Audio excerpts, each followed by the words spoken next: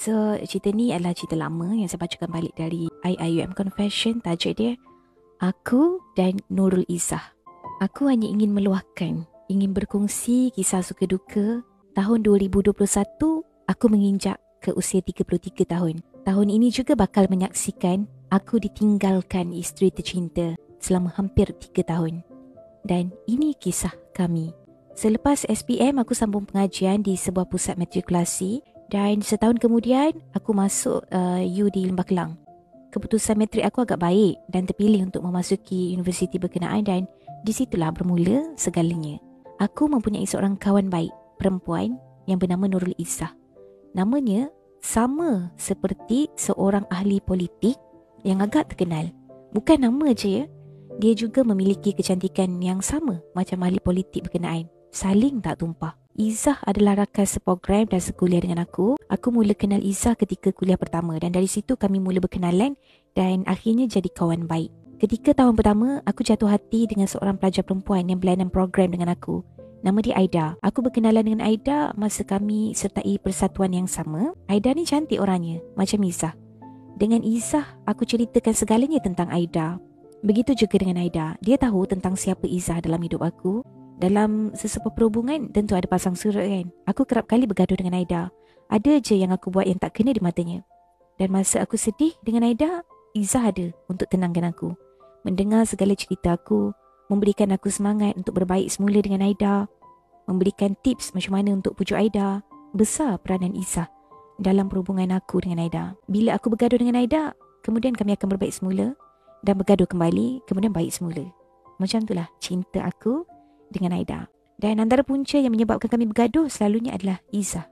Aida seorang yang sangat cemburu. Apatah lagi bila aku sering berbicara tentang Izzah bila bersama dengan Aida. Dah puas dah aku bagi tahu dia yang kami hanya kawan baik dan tak ada langsung rasa cinta, walaupun sekelumit. Ada kalanya Aida boleh terima apa yang aku jelaskan, tapi dalam banyak keadaan dia jadi curiga. Aku tak pernah berbicara dengan Izzah berkenaan dengan hal pergaduhan kami ni yang berkaitan dengan dirinya. Aku tak nak Izzah mengundur diri dari hidup aku, sebab aku perlukan dia sebagai sahabat baik aku. Berkenaan dengan Izzah pula, ada ramai lelaki yang cuba untuk dekati dia, cuba untuk rapat dengan dia.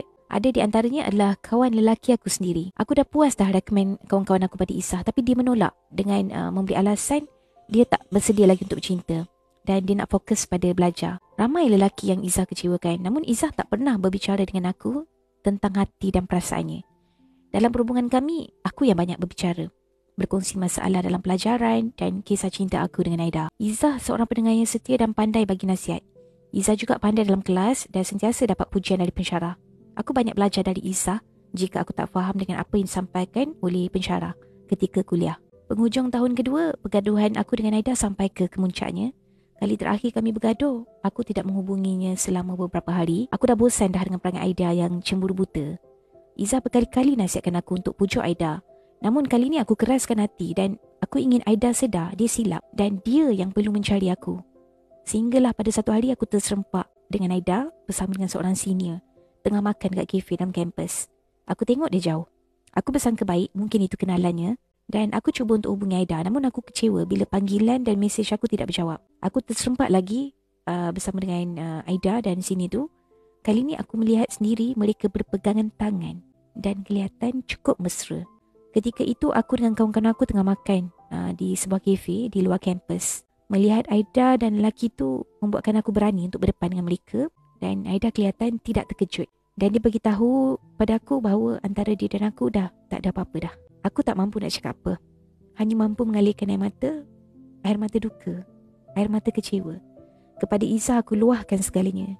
Dia juga mengalirkan air mata bila melihat aku bersedih dan menangis. Dia hadiahkan pada aku senaskah Al-Quran miliknya untuk aku baca. Aku sangat terharu. 3 minggu lamanya aku bersedih dan hasilnya aku hilang berat badan yang agak ketara. Kawan-kawan aku semuanya risau tengok aku, lebih-lebih lagi Izzah. Dah banyak dah nasihat dan kata-kata semangat yang Izzah katakan pada aku, namun semuanya ibarat masuk telinga kiri, keluar telinga kanan. Sehinggalah pada satu hari, aku tersedar dari lamunan yang panjang. Aku menyesal sebab abaikan kawan-kawan aku, abaikan pelajaran, dan paling aku kesal, aku abaikan Izzah. Aku jumpa Izzah dengan satu semangat baru dan ternyata Izzah pun gembira tengok aku dah berubah. Terpancar sinar di wajahnya. Cantik senyumannya. Aku tak menoleh ke belakang lagi. Aku fokus pada pelajaran kerana hanya itulah yang menjanjikan kehidupan yang baik. Juga demi ibu bapa aku yang mengharap aku berjaya di universiti. Izzah dan aku masih menjadi kawan baik. Ada jugalah perempuan yang cuba untuk dekati aku, namun aku tolak secara baik. Aku menjadi seperti Izzah yang ingin fokus pada pelajaran. Tahun ketiga pun berakhir dan Alhamdulillah kami berjaya tamatkan pengajian. Izzah merupakan penerima ijazah kelas pertama seperti yang dijangka. Aku hanya mampu menamatkan pengajian dengan kelas kedua tinggi. Pada ketika ni, kami terpaksa berpisah kerana akan bawa haluan masing-masing. Aku sedih. Lebih sedih daripada ketika aku berpisah dengan Aida. Aku melihat Izzah mengalirkan mata. Aku berjanji pada Izzah untuk sentiasa hubunginya. Izzah juga berjanji untuk selalu telefon aku. Dan tamat konvo, kami tidak lagi berjumpa. Aku dapat kerja dekat Damansara. Begitu juga Izzah. Rupanya, pejabat kami berdekatan je. Aku buat temu janji dengan Izzah untuk makan tengah hari bersama dan Izzah setuju.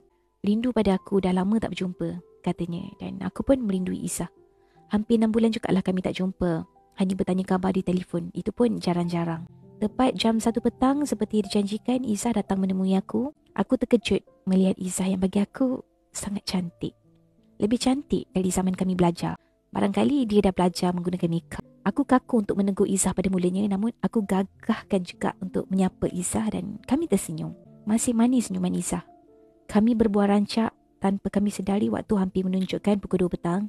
Sebelum kami berpisah, aku bagi tahu Izzah yang aku masih single. Dan aku tanya pada Izzah, dia dah ada boyfriend ke belum? Dia pandang tepat ke mata aku sambil menjawab, dia tunggu aku. Lantas Izzah berlalu pergi.